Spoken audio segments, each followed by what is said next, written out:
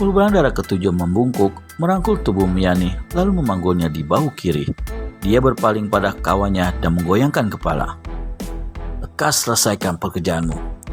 Dari balik pakaiannya, hulu balang dara ke-11 mengeluarkan sebuah kantong karet, yang pada salah satu ujungnya terdapat pipa sepanjang 3 jengkal.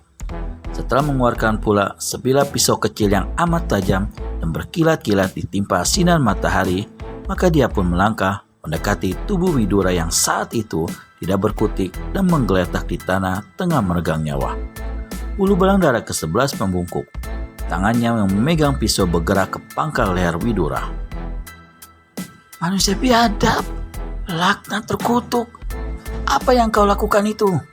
teriak Miani sewaktu menyaksikan bagaimana hulu balang dara ke-11 memutus urat nadi di leher Widura dengan pisau kecil, lalu menghubungkan ujung pipa karet dengan urat nadi yang menyemburkan darah.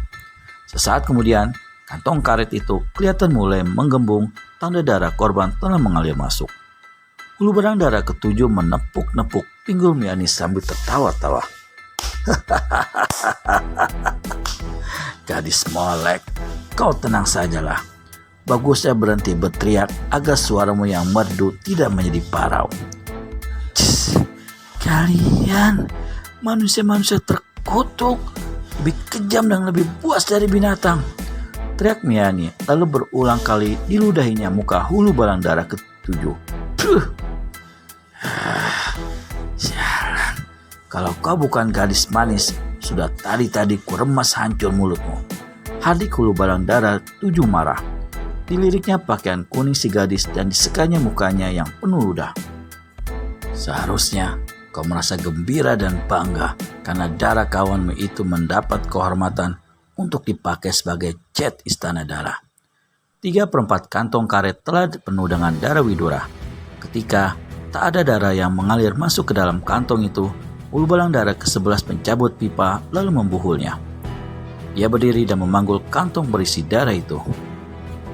"Atas semua hasil ini, kita pasti mendapat pahala besar dari raja," kata hulu balang dara ke-11 dengan tertawa lebar.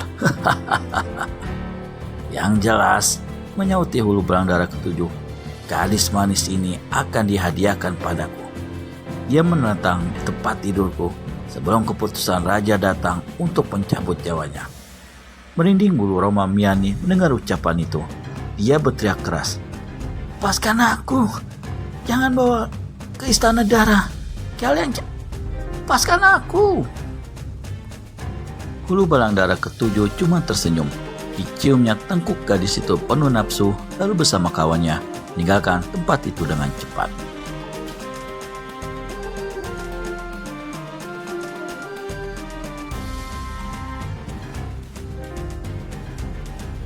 Pagi itu, udara sejuk, nyaman dan cerah.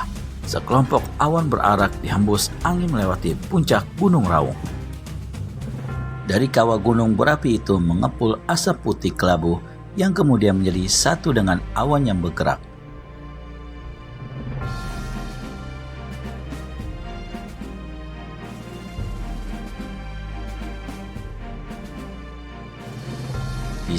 Di salah satu lereng gunung itu terdapatlah sebuah pertapaan.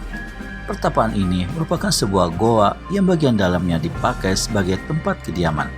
Saat itu, di mulut goa, di atas sebuah batu besar berwarna hitam legam dan berbentuk setengah lingkaran, duduklah seorang Brahmana berselempang kain putih. Bagaimana kelanjutan nasib Miani dan siapakah Brahmana itu? Dapatkan jawabannya di video selanjutnya hanya di channel Pojok Santai. Segera subscribe dan tekan tombol lonceng untuk mendapat notifikasi video terbaru dari kami. Terima kasih dan sampai bertemu kembali.